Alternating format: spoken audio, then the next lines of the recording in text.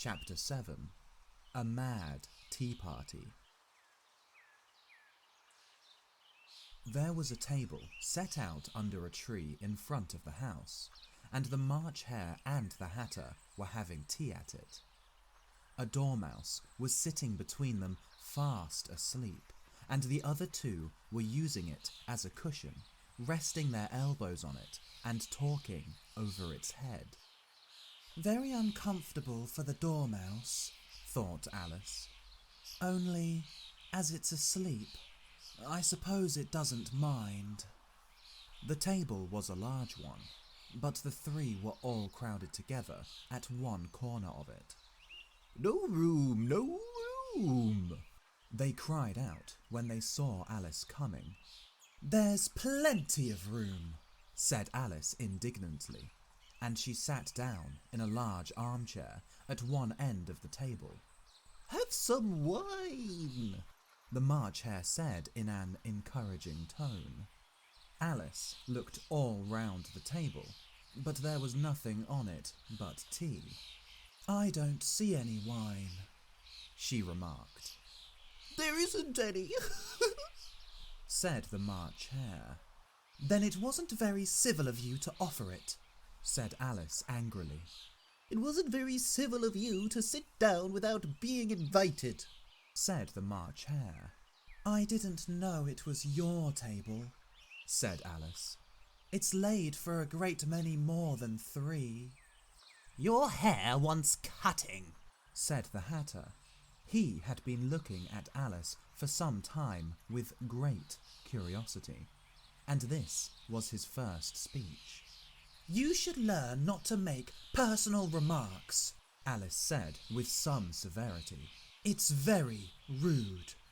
The Hatter opened his eyes very wide on hearing this, but all he said was, "Why is a raven like a writing desk?" "Come, we shall have some fun now," thought Alice. "I'm glad they've begun asking riddles. I believe I can guess that," she added aloud. "Do you mean that you think you can find out the answer to it?" said the March Hare. "Exactly so," said Alice. "Then you should say what you mean," the March Hare went on. "I do," Alice hastily replied. At least I mean what I say. That's the same thing, you know." "Not the same thing a bit," said the Hatter. "You just might as well say that I see what I eat is the same thing as I eat what I see."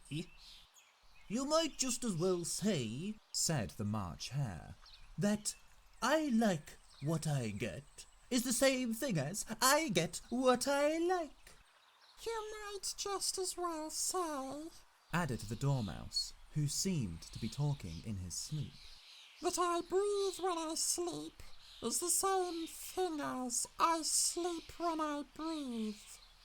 "It is the same thing with you," said the Hatter, and here the conversation dropped, and the party sat silent for a minute, while Alice thought over all she could remember about ravens and writing desks, which wasn't much. The Hatter was the first to break the silence. "What day of the month is it?" he said, turning to Alice. He had taken his watch out of his pocket and was looking at it uneasily, shaking it every now and then and holding it to his ear. Alice considered a little and then said, "The 4th. "2 days wrong. Ha!" sighed the Hatter. "I told you butter wouldn't suit the works," he added, looking angrily at the March Hare. "It was the best butter," the March Hare meekly replied. "Yes, but some crumbs must have got in it as well," the Hatter grumbled. "You shouldn't have put it in with the bread knife." The March Hare took the watch and looked at it gloomily. Then he dipped it into his cup of tea and looked at it again, but he could think of nothing better to say than his first remark. It was the best, but, you know. Alice had been looking over his shoulder with some curiosity. What a funny watch, she remarked.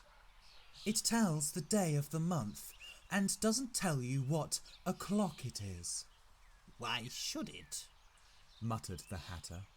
Does your watch tell you what year it is? Of course not, Alice replied very readily. But that's because it stays the same year for such a long time together. Which is just the case with mine, said the Hatter. Alice felt dreadfully puzzled. The Hatter's remark seemed to have no sort of meaning in it, and yet it was certainly English. I don't quite understand you, she said as politely as she could. The dormouse is asleep again, said the Hatter, and he poured a little hot tea upon its nose. The dormouse shook its head impatiently and said without opening its eyes, Of course. Just what I was going to remark myself. Have you guessed the riddle yet? The Hatter said, turning to Alice again. No, I give it up, Alice replied. What's the answer? I haven't the slightest idea, said the Hatter. Nor I, said the March Hare. Alice sighed wearily. I think you might do something better with the time, she said, than waste it in asking riddles that have no answers. If you knew time as well as I do, said the Hatter, you wouldn't talk about wasting it. It's him. I don't know what you mean, said Alice. Of course you don't, the Hatter said, tossing his head contemptuously. I dare say you've never even spoke to time. Perhaps not, Alice cautiously replied. But I know I have to beat time when I learn music. Ah, that accounts for it, said the Hatter. He won't stand beating.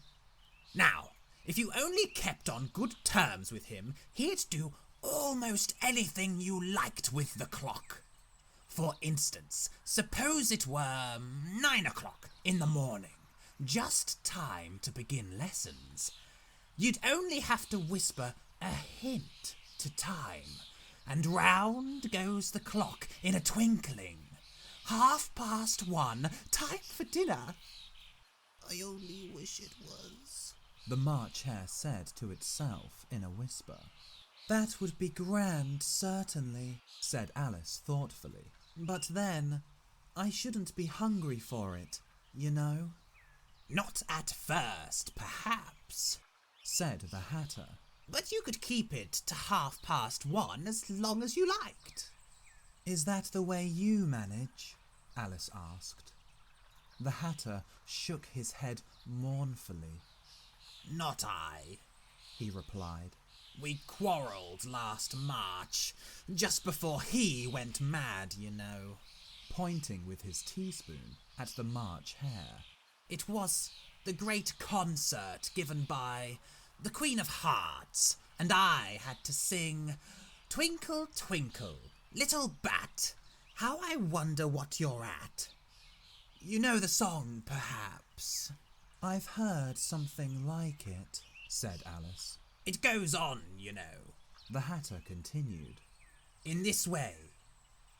Up above the world you fly, like a tea tray in the sky. Twinkle, twinkle. Here the dormouse shook itself and began singing in its sleep. Twinkle, twinkle, twinkle, twinkle, twinkle, and went on so long that they had to pinch it to make it stop. Well, I'd hardly finished the first verse, said the Hatter, when the Queen jumped up and bawled out, He's murdering the time, off with his head. How dreadfully savage, exclaimed Alice. And ever since that, the Hatter went on, in a mournful tone. He won't do a thing I ask. It's always 6 o'clock now. A bright idea came into Alice's head. Is that the reason so many tea things are put out here? She asked. Yes, that's it, said the Hatter with a sigh. It's always tea time, and we've no time to wash the things between whiles. Then you keep moving round, I suppose, said Alice. Exactly so, said the Hatter. As the things get used up. But what happens when you come to the beginning again? Alice ventured to ask. Suppose we change the subject, the March Hare interrupted, yawning. I'm getting tired of this. I vote the young lady tells us a story. I'm afraid I don't know one, said Alice, rather alarmed at the proposal. Then the Dormouse shall, they both cried. Wake up, Dormouse! And they pinched it on both sides at once. The Dormouse slowly opened his eyes. I wasn't asleep, he said in a hoarse, feeble voice. I heard every word you fellows were saying. Tell us a story, said the March Hare. Yes, please do, pleaded Alice. And be quick about it, added the Hatter. Or you'll be asleep again before it's done. Once upon a time, there were 3 little sisters. The Dormouse began in a great hurry. And their names were Elsie, Lacey, and Tilly. And they lived at the bottom of a well. What did they live on? Said Alice, who always took a great interest in questions of eating and drinking. They lived on treacle, said the Dormouse, after thinking a minute or two. They couldn't have done that, you know, Alice gently remarked. They'd have been ill. So they were, said the Dormouse. Very ill. Alice tried to fancy to herself what such an extraordinary ways of living would be like, but it puzzled her too much, so she went on. But why did they live at the bottom of a well? Take some more tea, the March Hare said to Alice very earnestly. I've had nothing yet, Alice replied in an offended tone. So I can't take more? You mean you can't take less, said the Hatter. It's very easy to take more than nothing. Nobody asked your opinion, said Alice. Who's making personal remarks now? The Hatter asked, triumphantly. Alice did not quite know what to say to this, so she helped herself to some tea and bread and butter, and then turned to the Dormouse and repeated her question. Why did they live at the bottom of a well? The Dormouse, again, took a minute or two to think about it, and then said, It was a treacle well. There's no such thing. Alice was beginning very angrily, but the Hatter and the March Hare went, shh, shh, and the Dormouse sulkily remarked, If you can't be civil, you'd better finish the story for yourself. No, please go on, Alice said very humbly. I won't interrupt again. I dare say there may be one. One indeed, said the Dormouse indignantly. However, he consented to go on. And so, these 3 little sisters, they were learning to draw, you know. What did they draw? Said Alice, quite forgetting her promise. Treacle, Said the Dormouse, without considering it at all this time. I want a clean cup. Interrupted the Hatter. Let's all move one place on. He moved on as he spoke, and the Dormouse followed him. The March Hare moved into the Dormouse's place, and Alice, rather unwillingly, took the place of the March Hare. The Hatter was the only one who got any advantage from the change, and Alice was a good deal worse off than before, as the March Hare had just upset the milk jug into his plate. Alice did not wish to offend the Dormouse again, so she began very cautiously. But I don't understand. Where did they draw the treacle from? You can draw water out of a water well, Said the Hatter. so I should think you could draw treacle out of a treacle well, eh, stupid? But they were in the well, Alice said to the Dormouse, not choosing to notice this last remark. of course they were. Said the Dormouse. Well in. This answer so confused poor Alice that she let the Dormouse go on for some time without interrupting it. They were learning to draw. The Dormouse went on, yawning and rubbing its eyes, for it was getting very sleepy. And they drew all manner of things. Everything that begins with an M. Why with an M? Said Alice. Why not? Said the March Hare. Alice was silent. The Dormouse had closed its eyes by this time and was going off into a doze. But on being pinched by the Hatter, it woke up again with a little shriek and went on. That begins with an M, such as mouse traps, and the moon, and memory, and muchness. You know, you say things are much of a muchness. Did you ever see such a thing as a drawing of a muchness? Really, now you ask me, said Alice, very much confused. I don't think, Then you shouldn't talk. said the Hatter. This piece of rudeness was more than Alice could bear. She got up in great disgust and walked off. The Dormouse fell asleep instantly, and neither of the others took the least notice of her going, though she looked back once or twice, half hoping that they would call after her.